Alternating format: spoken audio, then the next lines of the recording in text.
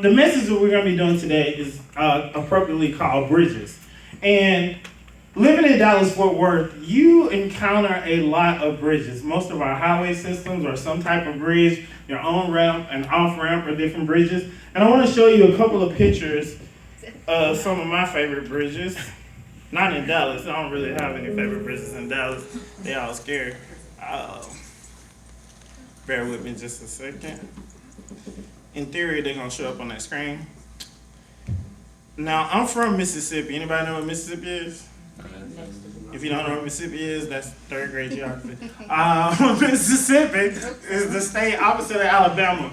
Now, when I'm going home, this is in Vicksburg, Mississippi. I took this picture from the rest center there in Vicksburg, and that's the bridge going from Mississippi to Louisiana. I love that bridge. It's awesome to me because it was the first big bridge I ever saw when I was growing up as a child. We didn't have a lot of bridges where I lived because it was landlocked. You didn't need a bridge to go over a lake. But that is the Mississippi River Bridge going from Mississippi to Vicksburg. It's a two bridge. The white bridge is for cars and the black bridge is for a train. But when you look at bridges, and I've always been obsessed with bridges ever since I was little, that's a good name for a church too. I've always been obsessed with bridges ever since I was little because bridges, at its very nature, take you from one place to another place. And that's what bridges are designed for. They take you from one area to another area. I want to show you another bridge for those of you. I know I have a lot of people in here from Louisiana. I know, right? So I got a satellite view of this bridge. This bridge is over Lake Pontchartrain. Now, it's hard to tell where the bridge is, but this white line right here, that's the bridge. 20 minutes. And it's a 20-minute ride going 50 miles an hour. If you can get that fast on the bridge, but it's a 20-minute ride. That's how long that bridge is. Now, when you're on that bridge, I remember growing up, my grandma and my family, we have a lot of family that's from New Orleans, and my grandma was on that bridge. We got to the edge of the bridge. She said she refuses to go over. We was like, we can't continue our trip unless we go over this bridge. She was like, I don't go over no bridge that has more water than I can drink. I was like, well, Grandma, I hope you thirsty. I am not going back home. We had no Mardi Gras, Grandma. So we had to go over that bridge. That's the bridge at Lake Pontchartrain. I'm going to show you a couple of other bridges that are famous bridges. This bridge is in Dallas, the Margaret Hunt Hill Bridge. For those that were here last week, I went to a protest last week, and we marched over that bridge and we shut it down. I loved it. So if you ever get a chance to walk over that bridge, I don't know how you can do that without cops being present. But it's a really nice bridge, really good architecture here in Dallas. This bridge here, that is the bridge. Hold on. I know, that's our bridge. That's our bridge. This is the Brooklyn Bridge. If any of you are really gullible, I have a piece of the Brooklyn Bridge I can sell to you after the service. Anybody? I got some stars I can name for you too. Just for $1,000 each. Get your own star. This is the Golden Gate Bridge. It's a very famous bridge. I try to hit bridges of areas of people that was here. This is the bridge that we used to design the logo of the bridge. It's a combination of the Golden Gate Bridge and the Brooklyn Bridge, but it's more Golden Gate than Brooklyn. Brooklyn in the house. All right, so don't judge me. Don't do it. This bridge is in Sydney, Australia. It's a really cool bridge. It's really tall. Doesn't look like it from this point, but there's the barriers on the side of it is really low. So when you're driving across that bridge, you see everything. It's like me. I'm not a big fan of heights. I'm a big fan of engineering, and I'm okay with heights if the engineering is sound. I don't know if I can do that bridge. Just personally, I don't think I can do it. Not even for the vine. I ain't gonna do it. These are the jokes people like know. All right, so this bridge is in Singapore. It's a really cool looking bridge. That is beautiful. It's a tunnel bridge. I don't know what happened if you broke down, if you ran out of gas. I mean, it's pretty on the outside. But yeah, you drive in this, you don't drive on top of this. Although driving on top of it would be fun. Ish. Like, Alex like, nah, I ain't gonna do that one either. This bridge is in Texas. It's one of the steepest bridges in the United States. Oh, where is that? Wow. It's called the Rainbow Bridge. I forgot what city it's in, but it's the Rainbow Bridge. You gotta have good suspension on your car to make it up that bridge. You go halfway up and you start rolling back down. That ain't good. Transmission. So, yeah, you gotta have a good transmission. So those of you that's rocking your Vespa, Your smart cars, you probably won't make it up that bridge. You won't be singing the themes to Good Times. You will not be moving on up. All right, so those are a couple of the bridges. Thank you. These are the jokes, people. See, for those of you that think I'm a serious pastor like T.D. Jakes, see, one of the things when we decided to start this church, I started comparing myself to some of the other pastors that are in Dallas-Fort Worth. We got some superstars in Dallas-Fort Worth. You got Bishop T.D. Jakes at the Potter's House Church. When you go to Bishop Jakes' church, anybody been to the Potter's House? Yep. I love that church. When you walk in, they got that old school feel, like how the church I grew up in the country was called Morning Star Missionary Baptist Church. And the church I went to, you had to know your church address. You knew the street address. Any of y'all know the street address of your church? Yep. All right. Well, he coaching, so yeah. So, T.D. Jakes, you got T.D. Jakes in the area, you got Ricky Rush in the area. Well, look, T.D. Jakes, I knew I wouldn't like T.D. Jakes. I can't holler like him. I can tell y'all to get ready, but I don't know if y'all believe me. So, he got Ricky Rush, Ibach Church in South Dallas. You'll see I'm not like Ricky Rush because we're going to be done in about 30 minutes. You got, what's some of the other great preachers? You got Ed Young, Fellowship Church in Grapevine. I love that church. If you've never heard of it, check it out, Ed Young's church. Yeah. You have Robert Moore's church, Gateway Church in South Dallas. You got the West with Freddie Haynes, our activist pastor who teaches. He's probably more like me than any other pastor because he don't really just get all deep on you. He likes to relate to you, so I like that. But there's a lot of great churches in Dallas-Fort Worth, and I'm like, God, why did you need another preacher? Why did you need somebody else to start another church in Dallas? Literally, you can go around the corner from here, you're going to pass 4 churches before you make it to Midway. What? So I was like, God, why do we need another church? God said to me, is that there are so many people who need to hear from Jesus that don't already go to church. And something you have that's unique in you that all of these other people that you consider superstars, they don't have. That's why the people don't go to church. In Dallas-Fort Worth, there's over 8.5 million people. That's a lot of people. Don't seem like it. Now, it does seem like when you're on 635, it's like all of them try to drive to the store when you try to go out to the store. I'm like, it's midnight. Why is there a traffic jam at midnight in Dallas-Fort Worth? But the 8.5 million people in Dallas-Fort Worth, over 4 million people don't go to church anywhere at all. So when we started this church, it was just a Bible study. We had no desire for it to be a church. We started May 5th, 2014 on Cinco de Mayo. We didn't have margaritas. We didn't think about that. We weren't that deep, so we could just call it communion. But we started on May 5th, 2014, a year ago, as a Bible study in an apartment. And then we moved to this building. And then in February of this year, we decided to become a church. And initially, it was going to be a church that was going to start in September. But God was like, hey, Rico, I don't really like for you to be comfortable. I don't really like for you to plan stuff. Started in May. I'm like, really? Really, God? Like, for those that know me, I'm a real big planner. So I don't like doing stuff really rushed. And I felt really rushed the last 2.5 months. But God wanted to start now, so that's what we did. So getting to my message for today. The podium was missing, so I got to kind of go back and forth with this. I might use the drum set.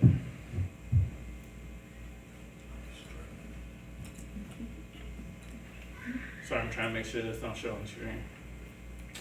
I'll be like, I see your whole message. It ain't that good. I wrote it. Nah. All right, so what we're going to talk about today is bridges. Now, there are different bridges that exist. As you can see there, this bridge that I still have up from Texas. Let me get the logo back up. Because we're a brand new church, we have several positions available. So if anybody is interested in doing audio visual, so that I don't have to do this myself when I speak to me at the church, and I'll train you on what to do. Now, I'm good at multitasking, but not that good.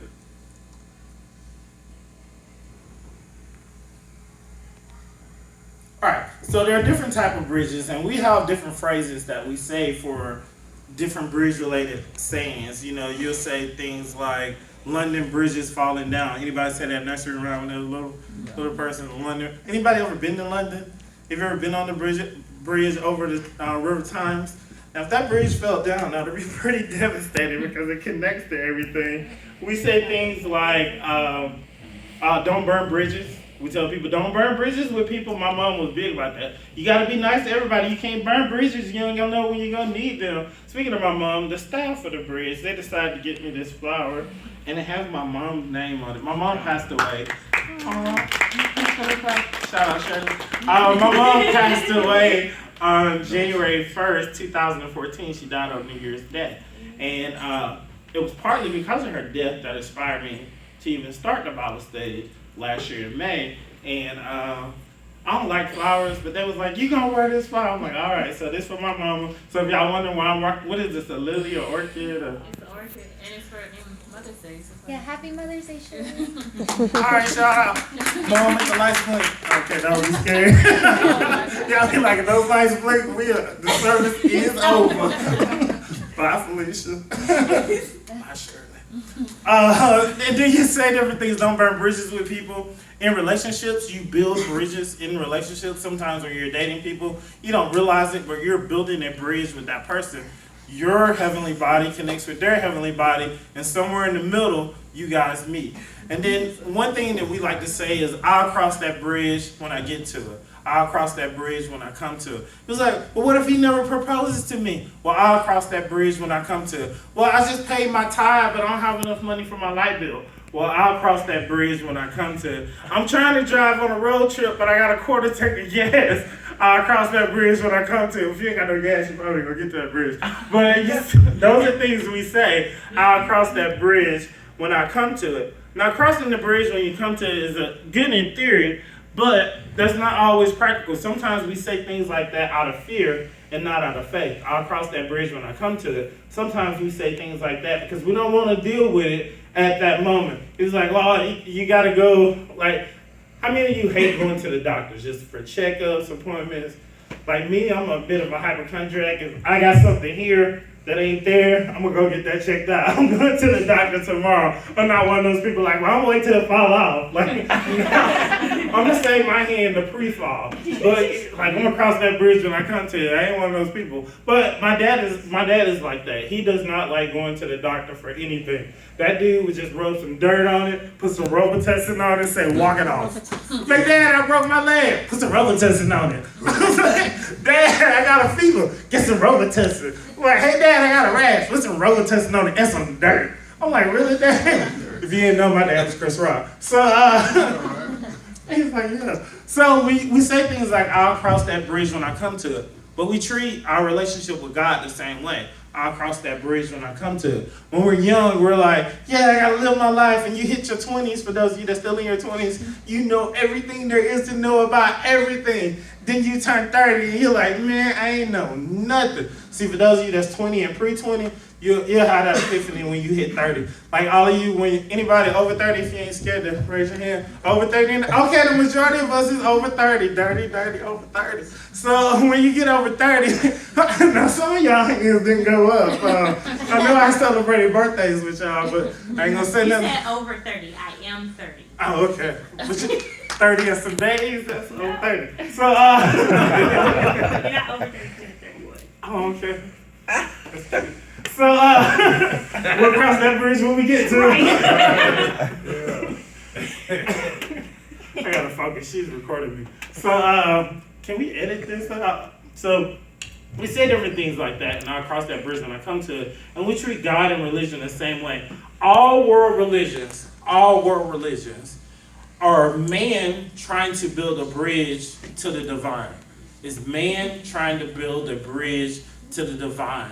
So we try to do things out of our own effort. Like, if I'm just good enough, I'll make it to heaven. Well, if I just pray 7 days in a row, I'll make it to heaven. Well, if I give all my money to the homeless, I'll make it to heaven. It's man trying to build a bridge to God. But that's not how faith works. Christianity is the only world religion where God built a bridge to man. Jesus became a man, and that's a concept that just blows my mind. He was God and man at the exact same time. But at that moment, God built a bridge from divinity to humanity versus the opposite way. And if you study all world religions, and I don't want to call out any religions today, but every other religion is about you doing some action for you to get closer to God. You don't have to do any action in Christianity except for believing God. Amen. How awesome is that? So you ain't gotta, it's religions where people crawl on cobblestones and get their knees all cut up and bloody because they're worshiping God. It's religions where you wrap up your arm and you dedicate that arm to your God and you never use it and your arm atrophies because you're doing your works for God. It's religions where you go kill other people so that you can have an abundance of women in heaven. They're all actions of man trying to reach God. It's humanity trying to bridge the gap to divinity versus the other way around. Christianity is divinity bridging the gap to humanity. And that gets us to the logo of the bridge and the motto of the bridge. Our motto is music, technology, creativity, and community, bridging the gap between you and Jesus. So it's you and Jesus, not you and God, and that's intentional. We're trying to get you closer to Jesus. Jesus is the bridge that gets you closer to God. Now, if you're part of another religion, that religion is not going to get you closer to Jesus. In turn, you're not going to get closer to God. Because the Bible said the only way to heaven, Jesus says the only way to heaven is through me. So if Jesus is not on your route, if Jesus is not on your path, then you're not going to make it to heaven. I know it's really sad. I'm like, well, you mean to say all these people of these other religions, they're not going to make it to heaven? Yes, so that's what I'm saying. It's going to be some good people that don't make it to heaven. Only God people, only Jesus people make it to heaven. You have to make a decision to accept Jesus in order to go to heaven. And I know that sounds really cold. You're like, but they're so sincere. Have you ever seen a Buddhist monk pray? They're just out there praying. They got these really nice chants. It's awesome and amazing. And you're like, they're sincere, but they're sincerely wrong. And they're doing it with all their heart. They're building a bridge from humanity to divinity instead of the other way around. Now, to give you an example of it, any coffee drinkers? I don't drink coffee, but I noticed in the break room at my job, I don't get in the way of people heading to the coffee machine. You might die. I don't know what it is. Some of y'all pre-coffee, Satan's children. But and don't let the coffee be empty and the person didn't make the pot. Folks like, do you know who was in there last? I'm like, I don't even drink coffee. And if that's how it's gonna make me act when I don't drink it, I'm good, player. I'm good. So imagine this: if you're making a coffee, you're putting the ground coffee beans. That's right? Ground coffee beans. You're putting the ground coffee beans in the filter. Don't laugh at me. I don't drink coffee, so I don't make it. So you put the ground coffee beans in the filter, and you decide, hey, I'm gonna put some rat poison in here with this coffee. That sounds like a good idea, right? I could mix some coffee with rat poison in it.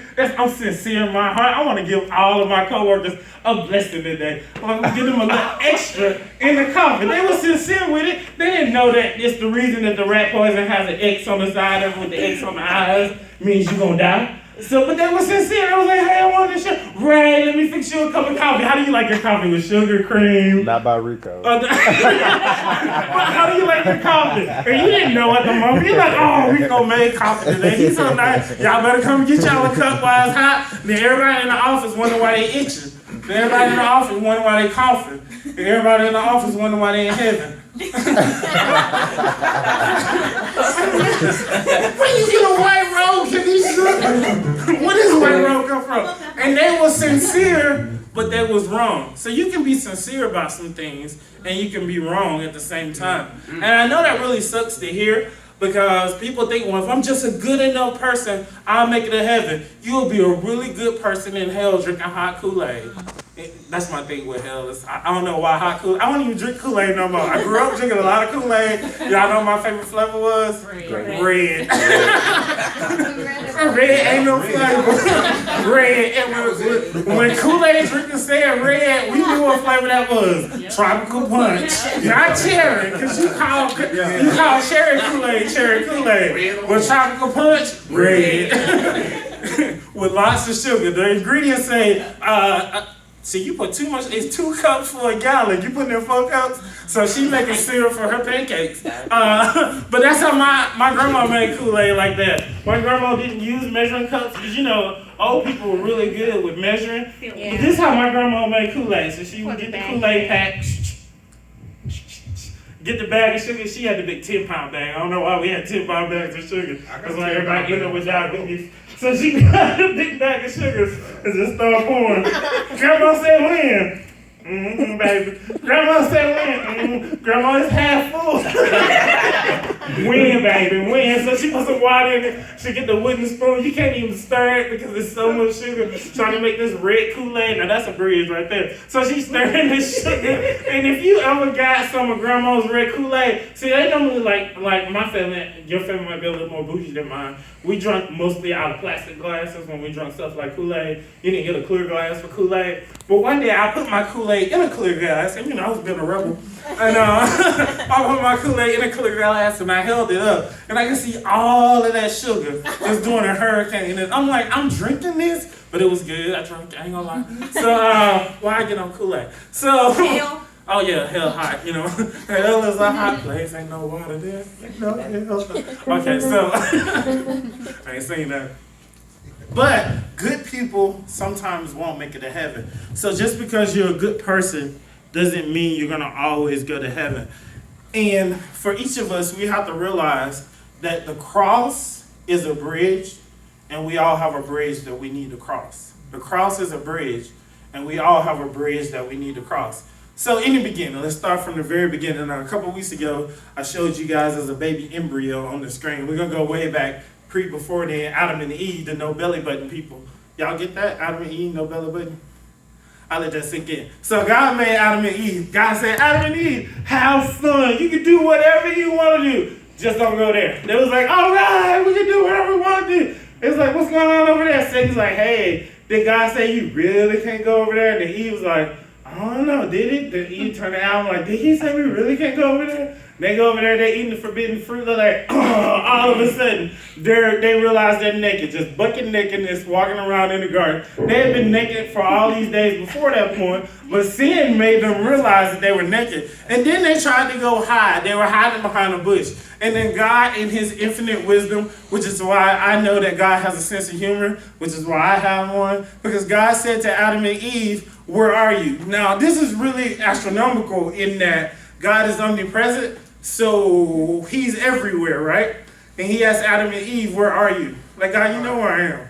And they was like, we're hiding behind the bush because we naked. And then God said, who told you you was naked? Now, God is omniscient. He knows everything, right? But he asking them questions. He's just playing with them. Some parents, y'all do that to your kids. Yeah. It's just so wrong. But you can say, God did the same thing. So he's like, who told you y'all was naked? He was like, we saw it ourselves. And at that moment, they had to realize and recognize to God that they had sinned. At that moment, they had become separated from God.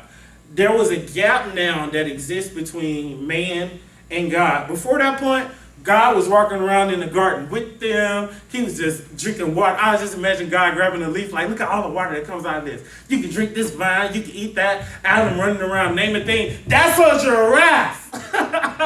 That's a hippopotamus. That's a tree. Yeah, it's a tree. Adam was just naming things. They were having fun, walking around with God in the garden. Then they sinned. God was like, peace out. So God said, I can't walk in this garden anymore with you. From that moment, a plan for divinity had to reach humanity because our sin kept us away from God. At that moment, there was a gap between man and between God. And there was nothing we can do to close that gap. If you look at the Old Testament, the people in the Old Testament, God would give them an instruction. Hey, don't do this, don't do that. They're like, okay, God, we won't do this, we won't do that. God, we did this. We did that. God was like, I'm going to forgive you. I'm going to send somebody down, a judge. That's where you get the book of Judges. I'm going to send a judge down that's going to judge you for your sins. And then you do these things and then you get right with me again. I'm going to send you a priest and you're going to sacrifice animals. And these animals have to die to sacrifice for your sin. You're going to take a lamb. You're going to cut it in half. You're going to let the blood from the lamb flow down the altar. You're going to take the choice meat from the lamb, which is the lamb thigh. If you read the Old Testament, they was obsessed with animal thighs. And if you ask any chef, we got a chef here tonight. If you cook a chicken, what's the best part of chicken to cook?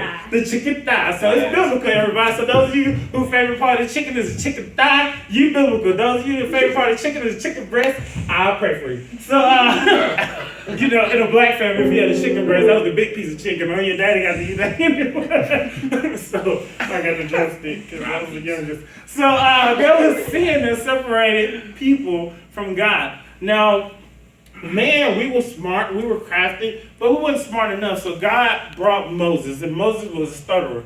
And Moses couldn't talk for himself, so he had Aaron talk, which is why all the Moses movies are wrong. Moses wasn't saying, let my people go. It was Aaron saying, let my people go. Moses is still there today, still trying to get the first sentence out. So because Moses, too soon? Too soon? It was 2,500 years ago. so Moses, okay, so God gave us a top 10 list. On that top 10 list, those are the sins he told us not to do. So this is the part of the bridge service where you're going to get quizzed. And it's okay for you to use the prophet Google, but can we name the 10 commandments? Sure.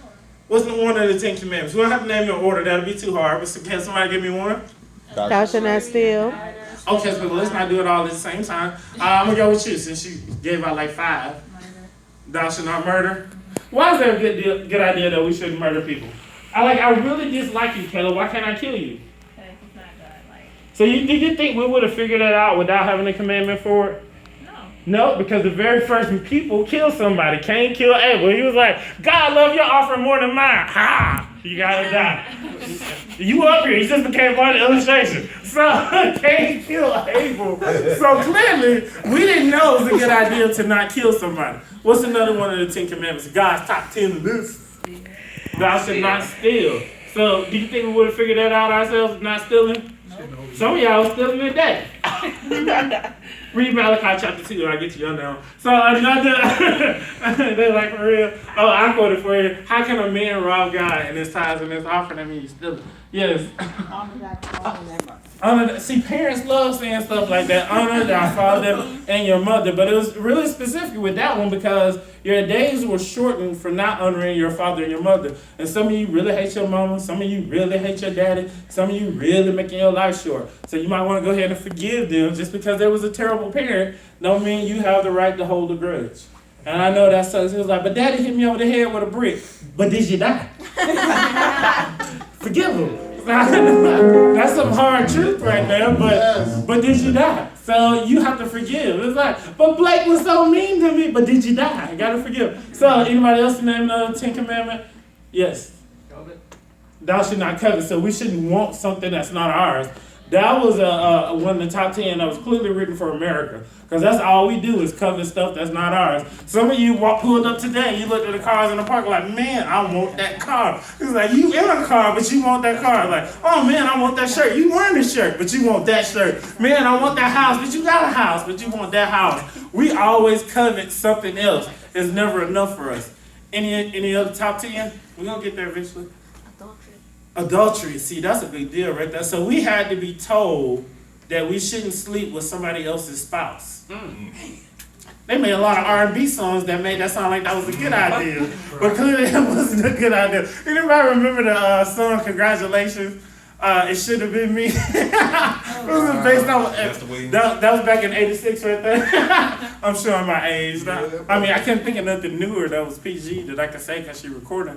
But a lot of songs talk about you sleeping with somebody else's spouse. So clearly, we needed a list to tell us not to do that. We're getting further and further away from God because we got this list of things that we just can't do. Anything else? How many we at now? Like 6? Should not be a false witness. We should not bear false witness. Like, man, did you go see the fight? Yeah, I was at the fight. You ain't even got cable. And you ain't go home. How you see the fight? Well, I saw, on ESPN, they were showing the highlights. They were blogging. Well, but you didn't see the fight. You shouldn't bear false witness. So that mean the same thing as lying?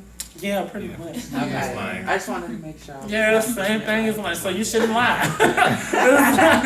It was like, and girls, I apologize, but you be setting guys up because you make us choose our relationship with God or you. Because you ask us stuff like, how do I look in this dress? See, I know you don't want me to tell you the truth. I know you want me to tell you what you want to hear. See, right there, you already got me bearing false witness. Oh, do my butt make, do these jeans make my butt look big? Well, I'm like, no, your butt make those jeans look small. That's why I'm single, so pray for me. He did not give me the... I am the Lord your God. You should have no other gods before me. That is a good one. So, do we need an instruction to not worship another God? Yes. Clearly, we need that instruction. We still need that instruction today in 2015. Amen. Some of us, we worship Like we some really cool Christians. We say that we worship God, we go to church, we give our tithes and offering, but we give God an hour and a half. During the week, we don't read our Bible. During the week, we don't pray. During the week, we don't even talk to God. But then when something bad happens, Jesus, I need you. He broke my heart, Lord. He broke my heart. He's like, Reco, what should I do? I'm going to take you on the fast. But can I do something else? Like, I want to get right with God, but like some of you girls is like, hey, I'm getting ready for the summer, but I love tacos. So can I do something else? But you have to bridge the gap between you and God, and there's nothing you can do yourself. Any other commandment? I think Don't worship idols. Don't worship idols. So know the God before us and don't worship idols. And they've been worshiping the idol gods since the book of Genesis. So, and a lot of us worship idols. Whatever you put the majority of your money into, that's your idol. I know God only asked you for 10%, but he said give a tithe and an offering. So it's up to you how much you give over 10. Most of us is like, I did my 10, I'm good this week. I feel super spiritual. I gave my 10%. I gave it to the Lord. The church is going to go feed the homeless people. The church is going to get the little crust out of the crusted eyes, baby. You know, I did my part. I feel good. But then what about the other 9? It's like, that's for me. God got his part. And we do the same thing with people. Like, for instance, I'm giving you a scenario where you paid all your bills so you wouldn't go in debt. So for instance, you pay all your bills and somebody walk up to you and say, hey, I really need help. And you know you got $100 in your pocket. But that person's like, you know, I have a bill that's $200. You like, I can spare $5. I got $5 on it. I can give you $20. But you ain't gonna give them the whole $100. Why we ain't gonna give them the whole $100? Because we want it. I don't want you to have it. I know you need it, but I want it. And I went to work. Did you work at my job? Did you see the coffee people? They try to kill me every day. This is my honey. My honey. So, any other commandment? Love the Lord with all your heart. That's a commandment? Don't use the Lord's name. That's number 11. That's the one Jesus threw on us. Lord's name in vain. Yeah, don't use the Lord's name in vain. So anything you say with God and Jesus in it, that's not talking about God and Jesus, that's the Lord's name in vain. So I ain't gonna say none of them words because that would be using the Lord's name in vain. But you know what it is. So don't use the Lord's name in vain. So bridging the gap between us and God requires God to reach out to us versus us reaching out to God. I got a couple of scriptures I wanted to go through. Romans 3:23, you don't have to go there. It says, since we all have sinned and continue to fall short of God's glory. So everybody has sinned. Everybody, even the superstar pastors I talked to you about, everybody has sinned. And sin is an archery term. Anybody, you archers or play darts? Anything with a bow and a bullseye? Been to Top Golf? Nothing. Yeah, have you seen Robin Hood? You see cartoons. But yeah, so archery, hitting the bullseye is perfect. Anything outside of the bullseye is a sin. So it means missing the mark. So that's what Romans 3:23 is. For all have sinned and fallen short of God's glory. So regardless of what we do, we've all have sinned. So there's nothing that can connect us to God, because what did God do to Adam and Eve when sin showed up in their life? He left. He left them with themselves.